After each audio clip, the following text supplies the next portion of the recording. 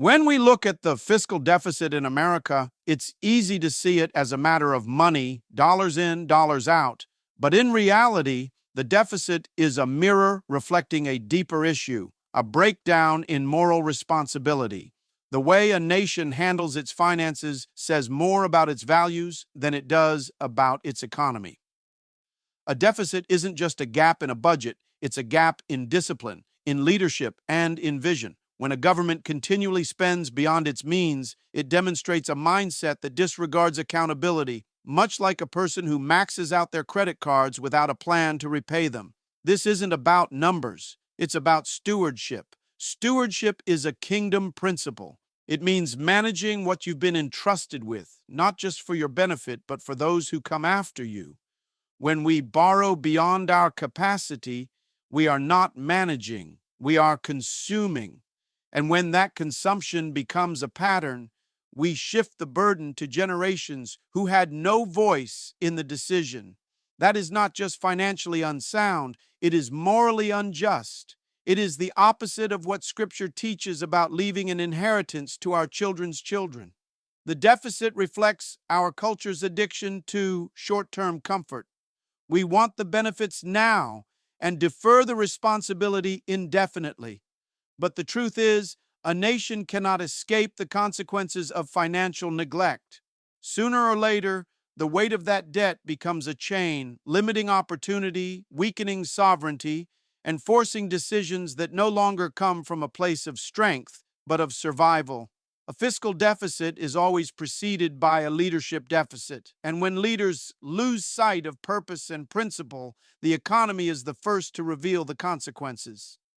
The issue isn't the numbers, it's the mindset behind the numbers.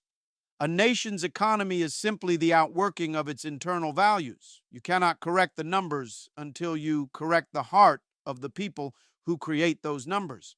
A nation, like a person, must be built on principles, not preferences. Character is what sustains long-term success, and when that character is eroded, financial instability becomes inevitable. We cannot expect wise policies from leaders who lack personal discipline. We cannot expect national order from a culture that celebrates impulsiveness and denies responsibility. The fiscal deficit is not just the result of bad math, it is the result of poor morals. It is the fruit of decisions made without foresight, budgets passed without restraint, and promises funded without provision. When we lose our internal compass, everything external begins to drift. That is what we see today. Financial policies that ignore long-term consequences are being justified by temporary political gain. This is not leadership. This is manipulation of a system at the cost of its foundation. Until we return to the fundamentals of character, integrity, restraint, wisdom, we will continue to see financial breakdown. We don't have a revenue problem as much as we have a responsibility problem. The government cannot model excess and expect the citizens to live with discipline. Leadership must go first.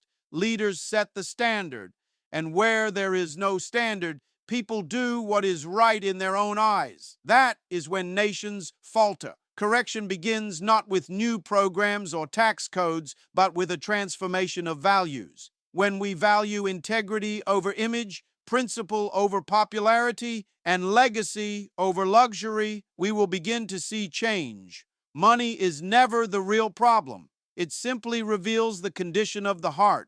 If we want a healthy economy, we must first cultivate a culture of personal and public integrity. National debt is not just an economic burden, it is a generational wound. Every time a government borrows without discipline, it signs a contract with the future, one that the next generation is forced to pay, whether they agreed to it or not. The children of today are inheriting decisions they never made, and that is not just unjust, it is unwise. When the Bible speaks of a good man leaving an inheritance to his children's children, it isn't only speaking of land or wealth, but of values, vision, and responsibility. But what happens when, instead of inheritance, we leave behind a legacy of debt, dysfunction, and delay? What we are doing with this rising deficit is not simply economic planning, it is generational theft. We are mortgaging the future of those who have no vote, no voice, and no defense. That is not leadership. It is avoidance. We are consuming what should be preserved. We are spending what should be invested. And while today's leaders may enjoy temporary applause, tomorrow's children will live with the consequences. This is why every financial decision must be made through the lens of generational impact. It's not just about what works today, it's about what lasts tomorrow. The fiscal deficit is not just a number in red ink, it is a signpost of how far we have drifted from vision. At its root, a deficit is a consequence of decisions made without the discipline of foresight. It is the result of policies shaped by pressure rather than principle. When leaders prioritize what feels urgent over what is truly important, they create systems that are reactive instead of visionary. And this is where the danger lies, not in the lack of resources, but in the lack of revelation. Without a long-term vision, a nation spends more to survive today rather than investing to succeed tomorrow. Vision is the ability to see beyond what is visible. It is the discipline to look at a short-term gain and say, that's not enough. A visionary leader does not ask, what will the people like, but what will the people need 5, 10, or 20 years from now? Without this kind of thinking, financial decisions are made in the dark. Budgets become political tools rather than instruments of purpose. And nations begin to lose not just their balance sheets, but their balance. The deficit is not simply a result of overspending, it's a symptom of underseeing. When leadership lacks vision, every challenge becomes a crisis, and every crisis becomes an excuse to spend more. But spending without strategy is not investment, it's escape. And a nation that escapes into debt will eventually be trapped by it. A country that forgets its future will trade it away, piece by piece, program by program, until it wakes up enslaved to the very lenders it once ignored. A short-term mindset will always yield long-term consequences. The lack of vision is what makes the deficit dangerous, not just because of how much we owe, but because of how little we see. A fiscal crisis often becomes a battlefield of blame. Politicians point fingers, media stokes division, and the public grows frustrated.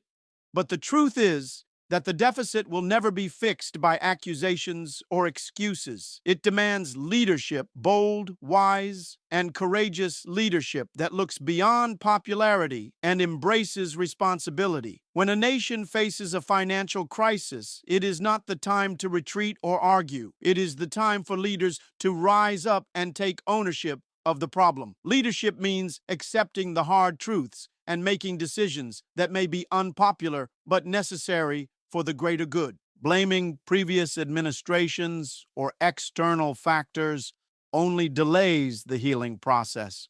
The deficit is a collective problem born from many choices over time. It is easy to get lost in the politics of blame, but the real solution comes from unity and a shared commitment to change. Leaders who focus on solutions rather than scapegoats build trust and inspire hope. They understand that leadership is not about winning votes, but about winning the future. This kind of leadership requires humility, the willingness to admit mistakes, and vision, the courage to chart a new course. The path to reducing the deficit will require sacrifice, discipline, and transparency. It will not be quick or easy, but leaders who stand firm in principle, who resist the temptation of short-term fixes, and who engage the people honestly will guide the nation out of crisis. Crisis always calls for a higher level of leadership, and the deficit crisis is no exception. It is a moment for leaders to show character, integrity, and an unwavering commitment to the welfare of the nation. The future depends on leaders who refuse to pass the buck and instead take responsibility. It calls for those who will lead not just with policies, but with purpose. The deficit cannot be fixed by wishing it away or pointing fingers. It will be fixed by leaders who rise above blame and step into their calling with courage and conviction. True revival of a nation goes beyond spiritual awakening. It includes a complete reform of values, especially in how we manage our resources. Financial health and moral health are intertwined. When one is sick, the other follows. You cannot separate the spiritual condition of a people from their economic condition. When a nation turns away from accountability and discipline, its economy begins to falter. The fiscal deficit we face today is not merely an economic problem, it is a symptom of a deeper spiritual and moral malaise.